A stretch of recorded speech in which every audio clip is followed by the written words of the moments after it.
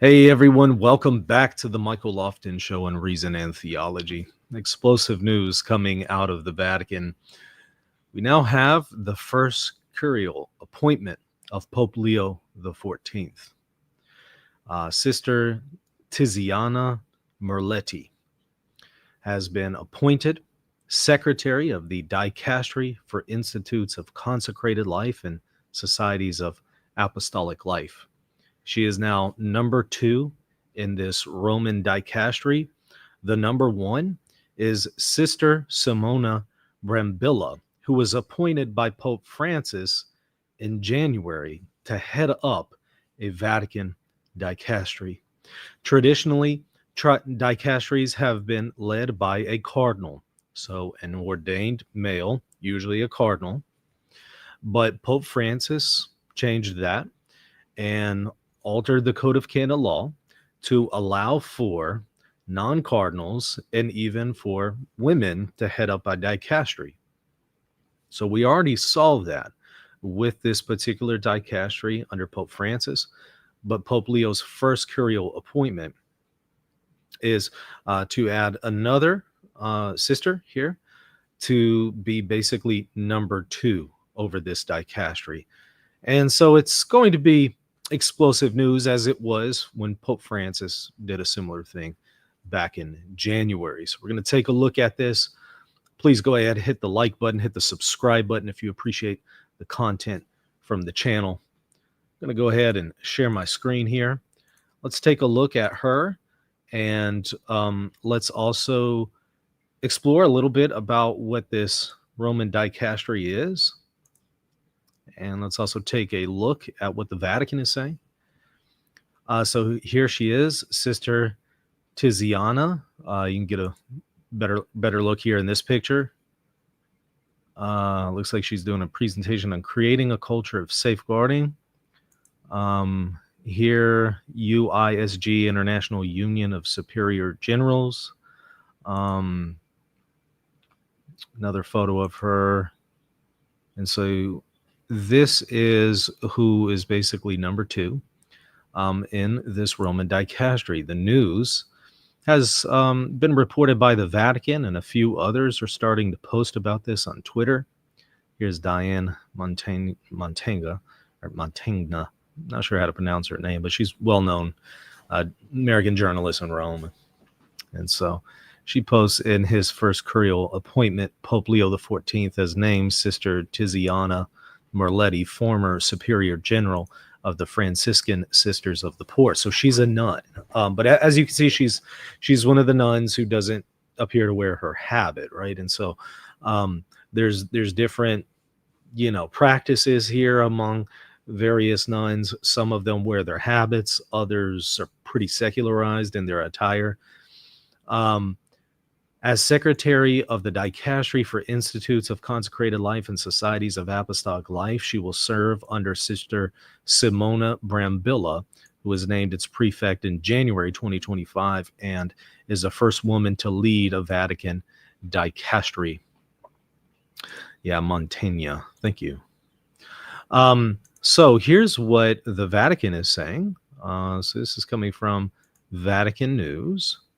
Pope appoints Sister Tiziana Merletti as secretary for the dicastery. And it notes the dicastery is responsible for orders in religious congregations as well as secular institutes. As secretary, Merletti will serve under Sister Simona from 2023 to 2025. Sister Brambilla had served as the secretary of the dicastery, so she was kind of number 2 in the dicastery. Then she was bumped up to number 1 by Pope Francis. The prefect of the Dicastery for Consecrated Life is Cardinal Artime. A little bit about her life. Sister Tiziana Merletti was born, and by the way, here's Sister Simona, who is like the number 1 over the dicastery. Sister Tiziana was born on September 30th, 1959 in Italy. In 86, she made her first religious profession in the Institute of the Franciscan Sisters of the Poor. So she's a Franciscan. She earned a degree in law in 1984, and in 1992 obtained a doctorate in canon law from the Pontifical Lateran University in Rome. So she has a doctorate in canon law. From 2004 to 2013, she served as Superior General of her religious institute. So she has experience being over a religious institute. So obviously that has prepared her for this position. She's currently a professor at the Faculty of Canon Law at the Pontifical Antonianum University in Rome, and she works as a canon lawyer with the International Union of Superior Generals. Now, what is this dicastery for Institutes of Consecrated Life? Well, just a quick Wikipedia explanation here. It's the dicastery of the Roman Curia with competency over everything which concerns institutes of consecrated life, both of men and women, as well as secular institutes and societies of apostolic life regarding their government, discipline, studies, goods, rights, and privileges. So any question of discipline, she is going to be over, whether it is over men in monasteries, women, you name it. If it is any kind of consecrated life society in the church, she's number two, and Sister Brambilla is number one. So anything involving government and disciplinary issues, they're kicked up to this Roman dicastery, and then they make a decision. The dicastery was founded in 1587 by Pope Sixtus V. In 1908, Pius X changed its name to a Congregation for Religious. In 1967, Paul VI changed its name to Congregation for Religious and Secular Institutes. And then Pope Francis gave the congregation its current name in 2022. So the dicastery is responsible for everything which concerns religious orders, congregations, societies of apostolic life, regarding their government, discipline, studies, and so on. It's competent also for matters regarding hermits, consecrated virgins, and new forms of consecrated life. Its jurisdiction is not limited territorially, but rather by the types of matters and organizations with which it deals. It may refer certain matters to other Vatican dicasteries depending on the nature of the issue. The dicastery also handles matters concerning associations of the faithful formed with the intention of becoming institutes of consecrated life and third order seculars. So all sorts of stuff here. Okay, so there's going to be different perspectives here, right? So some people feel like, okay, this is great. Well, it's not. It's not like this somehow makes her a priest or something. It's not like this is a position that has to be filled by a cardinal or a bishop or somebody who's ordained. So some people feel like, well, look, if it's not an issue of women's ordination, let women in the church have as much power and authority as possible. And so for that group, they're going to love these kinds of appointments.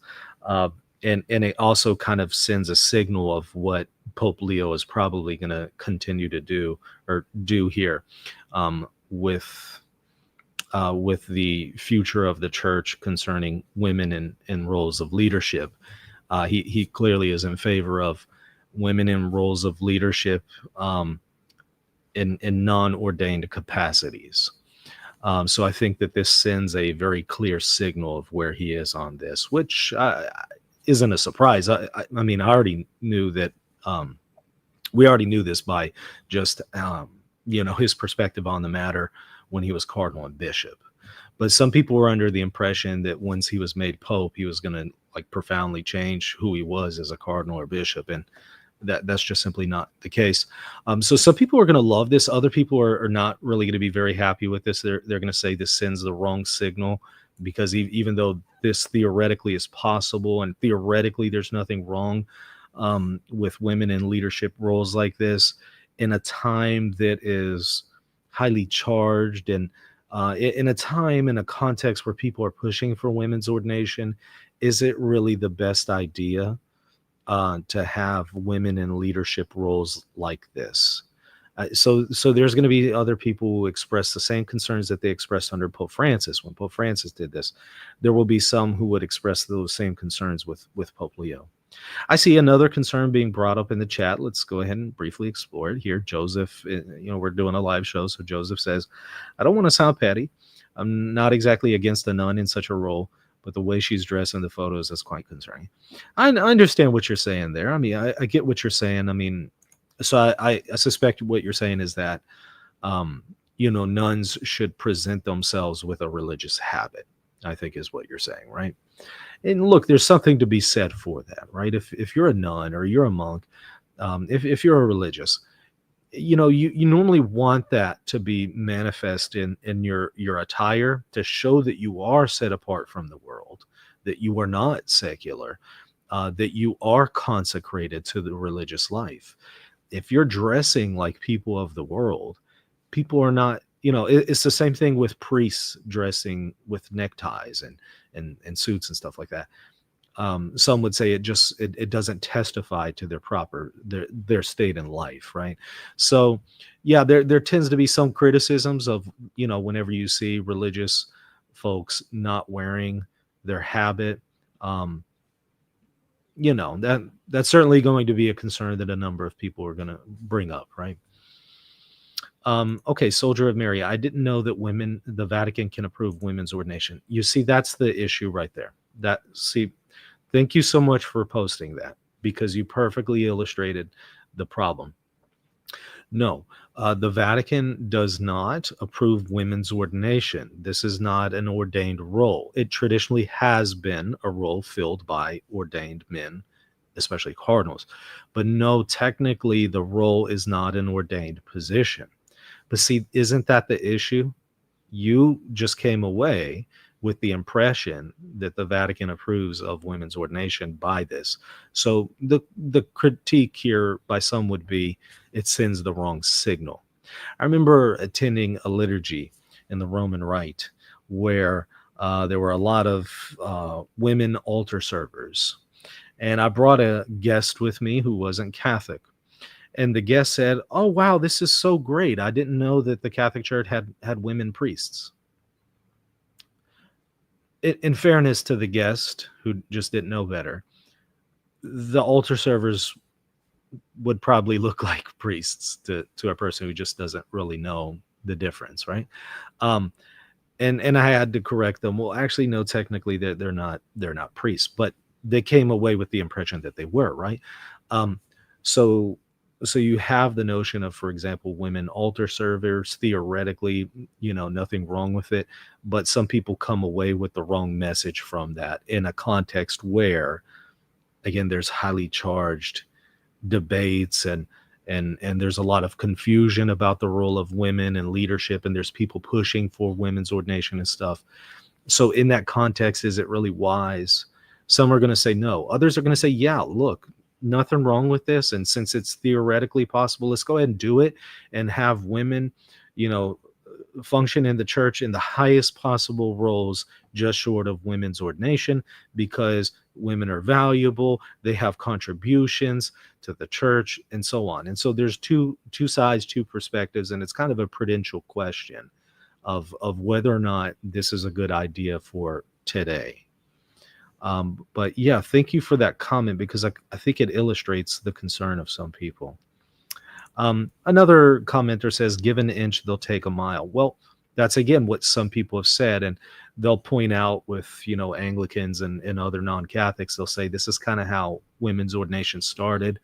They'll push for women having high positions in the church that are non-ordained, and eventually bump them up to deacons, and after that bump them up to priests and then bishops. And so that's one group of people in the church will express that concern. Obviously it doesn't necessarily have to be that, but I think that's one of the concerns that some people are likely going to have. In fact, they already have. I was just looking, I'll share my screen real quick. I was just looking through the comment section here under Diane's Twitter feed here, and they're all freaking out. I mean, they're all really concerned. Not a good sign. Women can't be in charge of vocations. This is horrible. More heresies. Francis 2.0. Some people are tagging Taylor Marshall. Taylor Marshall, what do you think about this kind of thing? They're tagging him and a few others, and let men head men and women head women where it fits. One person says. Another person says, I don't trust nuns that don't wear habits.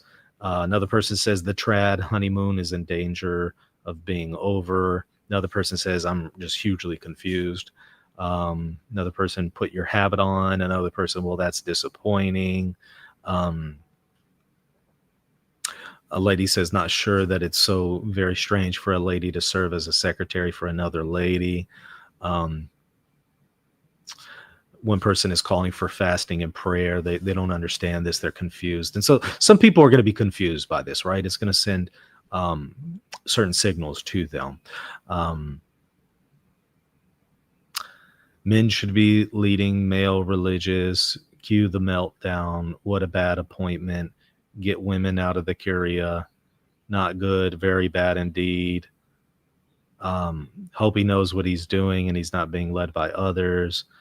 Never trust a woman without a habit. And so it begins. One person says this is a good sign. So they're, this person is in favor of it. Haircut like a man. Oh, great. What next? Not good. So most of these are negative, right? And that's her Twitter comment section, right? If you go to other people on Twitter, you read their comment section, it's going to be overwhelmingly positive, right? It just kind of depends on whose profile you're looking at and stuff like that. Because again, different people will interpret this in different ways. Different people have different values. They have different perspectives within the Catholic Church. And so some people see this as a great thing. Other people see it as a horrible thing. Some people are kind of somewhere in the middle thinking, well, maybe theoretically I understand it, but maybe is this the best time? And, there's a wide range of people here. But I certainly do think that it shows, if you were under the impression that there was going to be a substantial change here on the question of women leadership, women in leadership roles in the church under Pope Leo, there's not going to be a substantial reversal or change. It appears that will continue into this pontificate. So you might be able to expect more women as over various dicasteries in Rome. So Annette says, hey, just 17 likes? Exactly. Y'all need to hit that like button. Come on, hit the like button, hit the subscribe button. Okay, one commenter says, looks like a man. Well, I understand what you're saying. Different cultures have different expectations of how men and women should dress and should look, and so I understand what you're saying.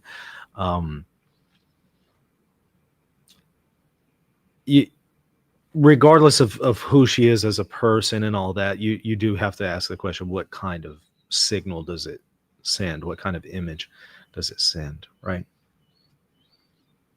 Josh says rad trads are flipping on Pope Leo now. Well, I did kind of try to give people a heads up, right, that you need to measure your expectations. Some of the people, content creators out there, have kind of been selling you a bill of goods, telling you some things that just really aren't true, and just making their expectations incredibly unreasonable. And one of my concerns has been that when you portray Pope Leo in a way that he really just isn't, what happens when those people find out that he isn't that way, and then they actually get the memo and reality sinks in?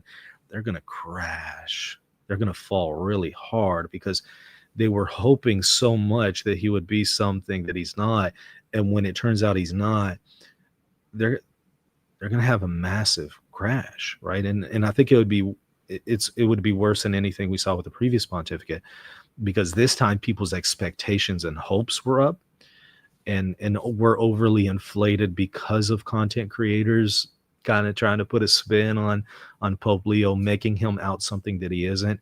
And really, I've seen it with the majority of content creators, every single one of them, which tells me that most of them are not independent thinkers. Most of the Catholic YouTubers, it tells me they just look to each other.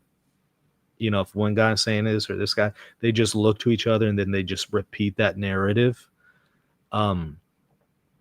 What happens when people realize the narrative isn't true? They're going to crash out. A lot of them will go to Eastern Orthodoxy and leave the Catholic Church. So I really feel like some of these people set people up for failure by portraying the Pope in a way that he wasn't. But I've been consistent with y'all. Even before this pontificate, I told you the next Pope will be in line with Pope Francis. As soon as he was elected, I told you he will be the man that he was when he was a cardinal and a bishop. And I informed y'all who he was and what that perspective is. And everything I've said is still holding true. So I've been pretty consistent in what I've been telling y'all, but I've noticed that most others haven't. They've been spinning things. They've been painting and portraying narratives that just aren't true. And I don't think that's helpful to people. Whiskey says we need more charity and humility in the comments. Amen. We do. Look, I understand concerns. I get that. Look, there are legitimate concerns. You can have some concerns about this appointment. That's fine. There's room for debate and discussion here. Yeah, sure. Let's try to be respectful though. Let's have some decorum, right? Let's not cross the line. I looked at the website of her order. All the sisters have very short hair and simple clothes, not habits. There's different religious groups that have kind of different views there. After the Second Vatican Council, Vatican II called for a simplification of the monastic habit. And some just kind of took that so far, and they took it to the point of just secularizing the attire of these religious orders. And there's debates on how helpful that has been. One commenter says worldly people will always cheer on anything that attacks our beautiful tradition. Sometimes you have that, but there's some people who appreciate tradition and still would actually appreciate the appointment. You know, there's different views among different Catholics.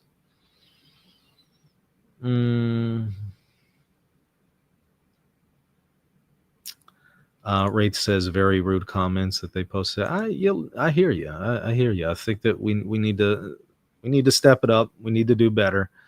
That's really nothing new. I see that nonstop everywhere. All right. We really could do better. Again, there's room for debate. There's room for discussion. There's room for criticism.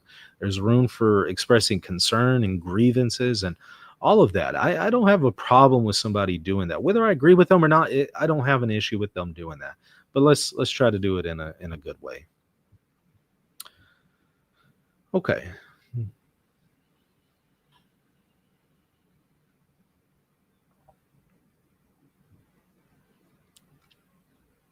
One commenter saying some disgusting comments about her without maybe wait and see how she is in her first role. I hear you.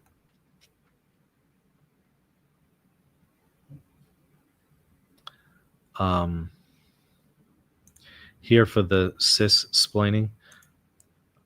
I don't know what you're talking about. Sarah, alarm bells. Chin says we need a lot of charity and humility overall everywhere. Lots of prideful, opinionated Catholics everywhere. One commenter says, Michael, just want you to know that you're one of the only sources I go to these days. When the hype train gets rolling, you know you'll lay it out straight. I'll tell you the reality. I know I won't get as many clicks and views and subscribers, and I will lose subscribers, and I have lost some subscribers on these videos telling y'all the reality. I try to make up for it elsewhere, but I have. I want to tell y'all reality and kind of give you all angles and all perspectives and all sides so you can appreciate the different views, but also, again, give it to you straight, because if you make Pope Leo something he's not, and you get people's expectations to be something that is not in accord with reality, you're setting them up for failure. You're setting them up for a major crash. And I've noticed a lot of people are right now set up for failure. Looking at their comments and their perspectives and how they view Pope Leo, it's very clear their perspective is not in accord with reality and the evidence, for better or worse. I'm just telling you what it is. And when they find that out, what will that likely do? That's an honest concern that I have. Not trying to rain on anyone's parade, not trying to be a Debbie Downer or whatever those terms are, not trying to be that, but just trying to help people measure their expectations and kind of be in reality and not in, fantasy land. Okay, Blue Bear says, I'm giving him a year, then I'll critique. Well, when you do it, please do it constructively.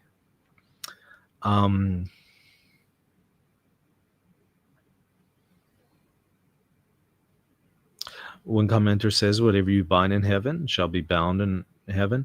Whatever you loose shall be loosed in heaven. Please trust the Pope and stop judging. Yeah, so some people need to maybe hear that advice and stop judging. Others are able to express concerns in a respectful way that's not judging the Pope, right? And so keep that in mind as well. There is room for criticism here. There is room for discussion and debate here. So there's room for people being in favor of this and not in favor of it without, falling into the trap of being overly judgmental or something. So do keep that in mind. Okay.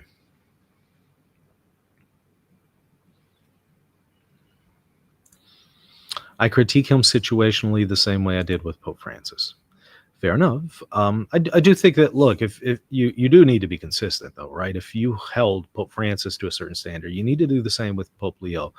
If this had been an appointment of Pope Francis, how would people react? Well, I can tell you, when he appointed a woman to the same dicastery as the head of it, how did people react, right? So now you need to go and look at those voices and how they reacted to Pope Francis when he did it. Look to the same voices and see, how are they now reacting to this? Did they change their narrative? Did they flip it around? Is it a different reaction now? If it's a different reaction, there's a problem. Now, maybe they changed their view and had a change of heart. But unless it's absolutely clear that they had that change of heart and change of view, and they're mapping that on even to the previous pontificate and changing their criticisms of Pope Francis, unless they've had that profound change, you need to take note of the fact that there are content creators who are giving you a different perspective, and now they'll start to excuse some of this stuff. Whereas with the previous pontificate, they didn't do the excusing, they did the criticizing. Okay, so pay attention to anyone who's doing that. Okay. Michael says the critical point you're missing is that the people you're trying to keep mad for content like the Pope, it looked truly egregious statements by Francis for faithful Catholics to reject. I don't know if I really understand your comment. He also says dummy. Okay, thank you for your comment. What else do we have? Critique must be constructive, personal, and prudent, with fraternal correction characteristics, not public nor looking for scandal. Some can be public according to the Code of Canon Law. Not only can, in some cases, it needs to be public. It needs to be, in some cases. It needs to be constructive, of course.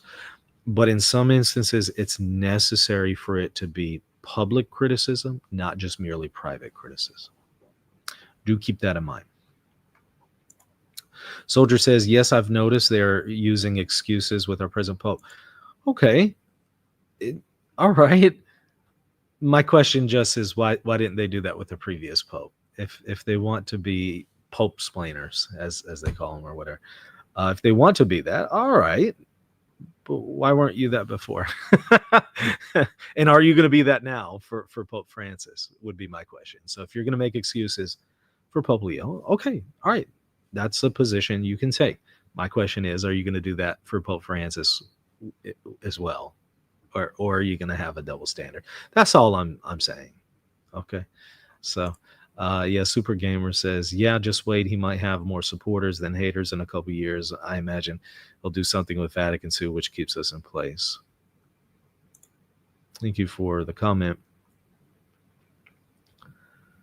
Do not judge according to appearance, but judge with righteous judgment, one person says. Thank you for that.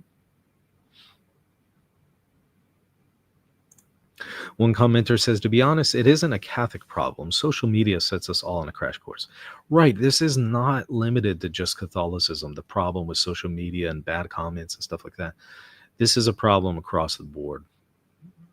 Yeah, I agree with you. Christine says, I think he is including women somewhere in the church, as definitely no women priests or deacons. So I think what you're saying is, because he's not going to have women priests or deacons, he's trying to have women in, all the other areas to try to boost their leadership roles, to show that the church isn't biased against women. I think that's what you're trying to say, right? That's certainly one perspective. Soldier says, no matter what, a pope can never ordain a woman in the Catholic Church, so I don't know what the problem is. I think that what people would say who have a problem with this is that it sends the wrong signal, even if it's not an ordination, situation. It still sends the wrong signal and message and confuses people. And I think we saw evidence of that in the comment section earlier. I pointed that out. One commenter says women need to be included when discussing the formation of women religious. Fair enough. The dicastery is also over men, though. Do keep that in mind. It's not just over women. Okay? Keep that in mind. Now, what else do we have? Mary says they don't even know the woman. Give her a chance. Understood. Andrew says, I trust God, and his hand is at work through the Holy Father as he seeks to mend a fragmented church. Okay. And maybe this will help heal some divisions. Maybe it will further exasperate some of those divisions. So it's a two-way street, right? I just feel like everyone on the left or right, progressive traditionalists, are looking for any excuse to hate on Pope Leo. It's really sad. I haven't seen that. I've seen right now where both sides tend to love him, and they're both trying to turn him into a guy on their side. I haven't seen that much hatred yet. I do think that will change. I do think both sides will end up hating him. Okay, Tanner says, sorry, just got here. What was she appointed for? What is her name? Okay, thank you.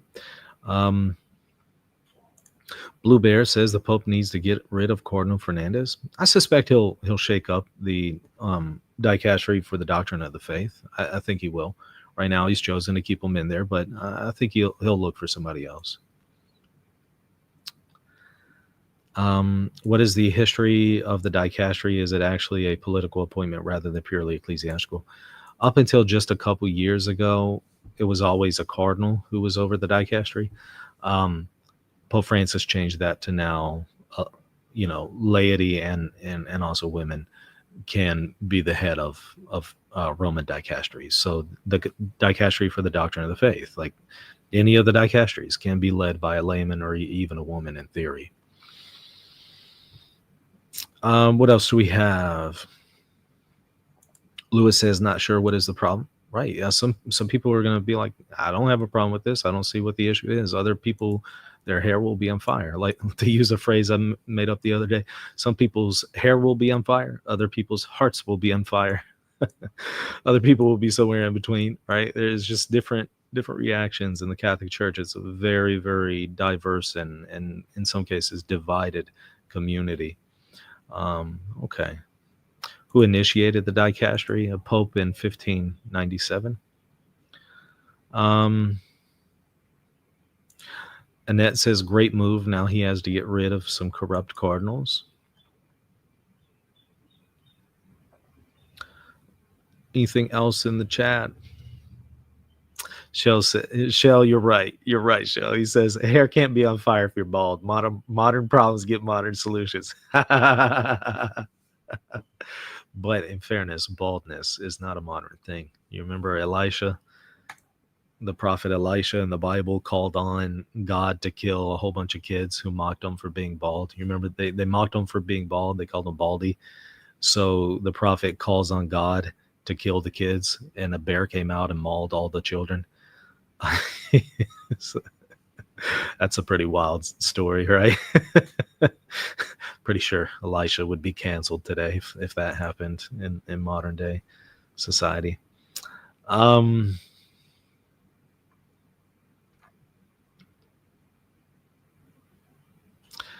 What do you think causes people to object to your commitment to tell us straight? Some people want to be told what they want to be told. Okay. They don't want to hear reality. They want to hear what they want to hear. So when you have somebody who sometimes tells them what they don't want to hear, they don't want to hear that. If it's bad news for them, they don't want to hear bad news. They just want to hear great news. Right? Some people like that. Some people are that way. And so anybody who kind of brings them to reality, they feel is, this is just a downer. This is a person I don't want to listen to. They're bringing me down from my high. Well, I don't know. Maybe that's what you need. Maybe you need to come back to reality, because what's going to happen is when you finally do, you're going to crash really hard. Okay. Super Gamer says, as long as the Pope stays true to Christ, I'm okay.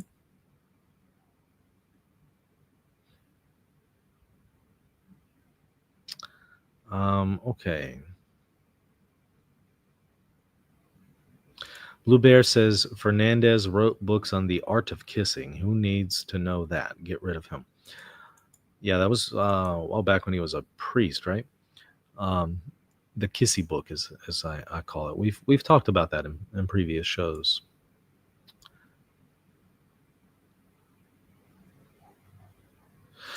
Soldier says, I've never worried about the Catholic Church and the Pope's decisions. Do the worried people think the church is going to be destroyed?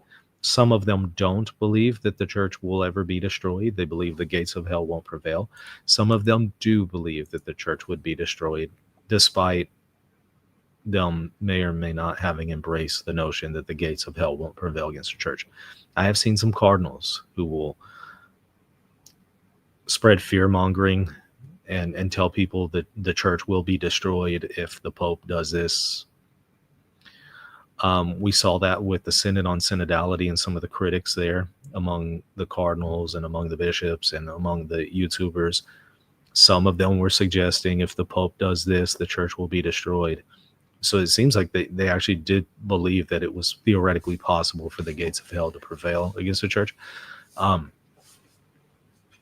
Others would say, no, it can't happen, right? But maybe there will still be problems. Even if the gates of hell don't prevail against the church, there still are bad problems, and this still will send people to hell and scandalize people and stuff like that. Yeah. Super Gamer says, after watching this stream, I'm not worried. Appreciate that.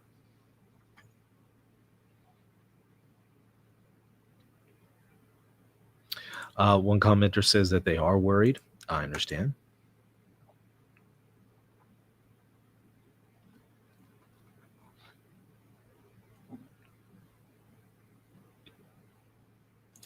One commenter says the disappointing bit for me is almost tribal nature of certain groups trying to claim Pope Leo instead of seeking fraternal kinship, discourse, and debate in good faith seems in short supply. Yeah, it really does. Look, there's, again, room for disagreement and discussion and criticism, all that. I think that's fine. I've never been opposed to that. It just needs to be done in the right way. I agree with you.